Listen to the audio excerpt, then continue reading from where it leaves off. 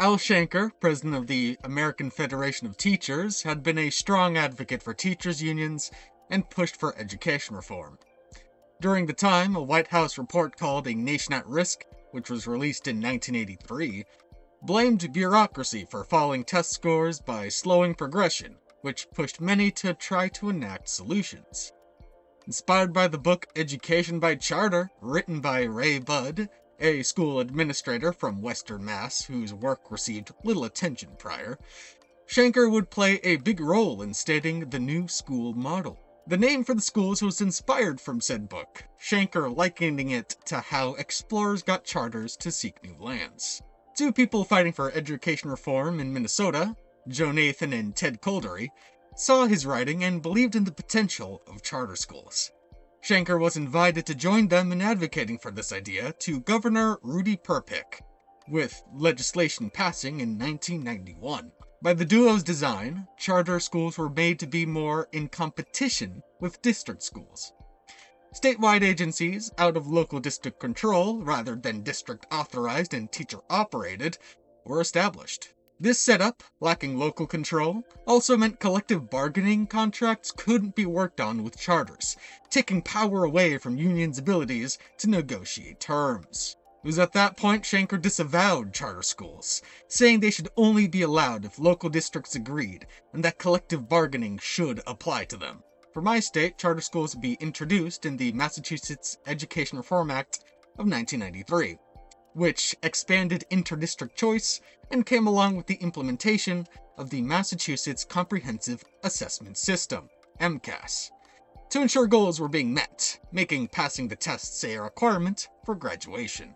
Charter schools receive per-student funding, just like other public schools, with local and state authorities covering up to 90% of financing, with the rest being federal. In calculations, this amount is found by function of the state's per-pupil funding allocation multiplied by the school's enrollment or average daily attendance. They can also get categorical funds, which help with other school operations and student groups, such as Title I for low-income students and meal programs, with some states giving extra support beyond this. For other external support, schools may hold fundraisers. The next big way money is generated is through property taxes, wherein the higher in value a district is, the more said district pays toward the school. For Massachusetts, there's a foundational budget, which considers demographics, district needs, and enrollment. The budget is informed by this data, along with state and local contributions. With that in mind, lower value districts receive more state help to meet the budget, referred to as Chapter 70 aid. Charter schools, however, don't have access to property taxes. So instead, the sum a student would be equivalent to is distributed from the district to the charter school the student attends. How the district pays this can stem from different origins. Wealthier ones most use local sources, with those that aren't using their aid from the state. From this process, district schools see increased operating costs despite lower enrollment. The state of Massachusetts devised a reimbursement plan for this, which ranges from full to partial. This, however, hasn't been fully funded for some years. I should also quickly mention magnet schools, which function similarly to charter schools, but are distinct. Magnets specialize in certain fields, like science for example, and they have less flexibility in their alterations to curriculum, this being due to their attachment to the local schoolbook.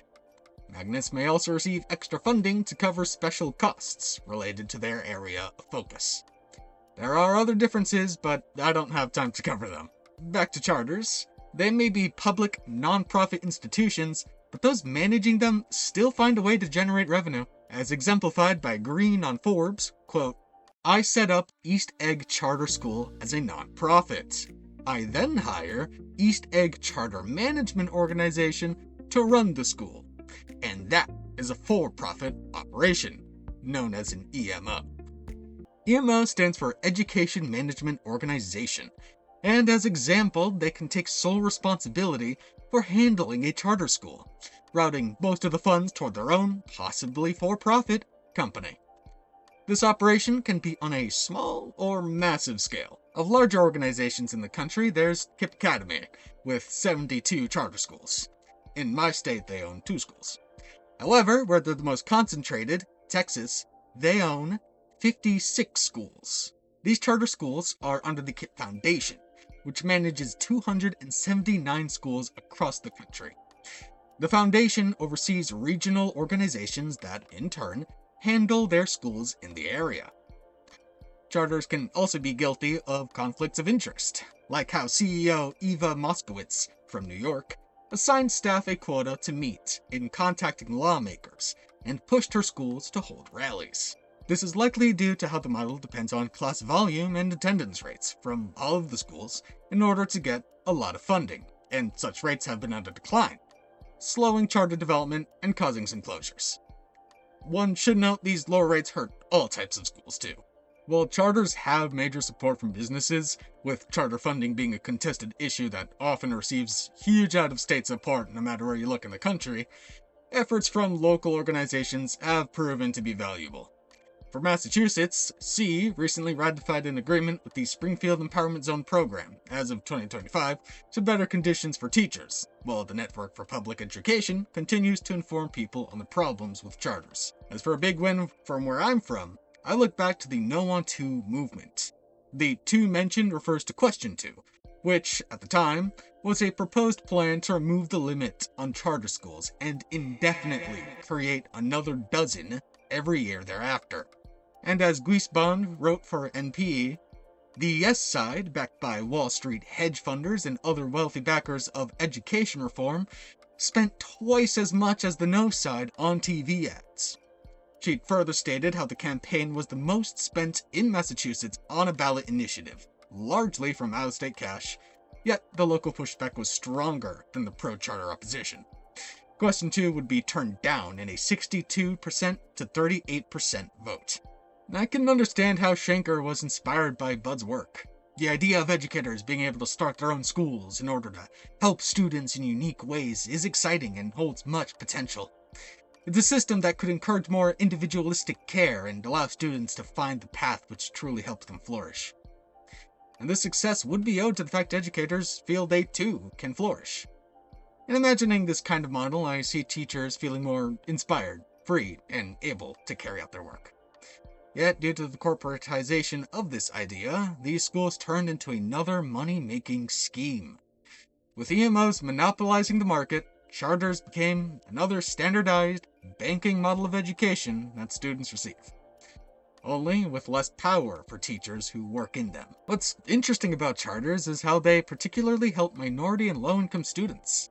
They close a gap that district schools have, so they're doing something right, even if, as it stands, they're not worth investing into. Doing so would further exacerbate this effect in district schools, or worse, it would continue to undercut entire schools, like in the case of a local school I know, which eventually had an external group take hold and only get out of its underperforming status recently. But I like to believe those results mean the initial idea of a charter school had merit. That they could open the door for different pedagogies which nourish teachers and students alike. I may not know how to go about fulfilling this idea, not in a way to prevent corporate greed from twisting it, but I'd encourage the vision to be explored. Or that idea could be thrown out for something new. Nobody said we have to stick with the old models after all. What could education look like in America? What stands in the way of setting up this new vision? And what steps can be taken to enact this new idea? It's strategic questions which will guide us towards a better future for Americans. Thanks for stopping by, taking a dip. See you in the next one.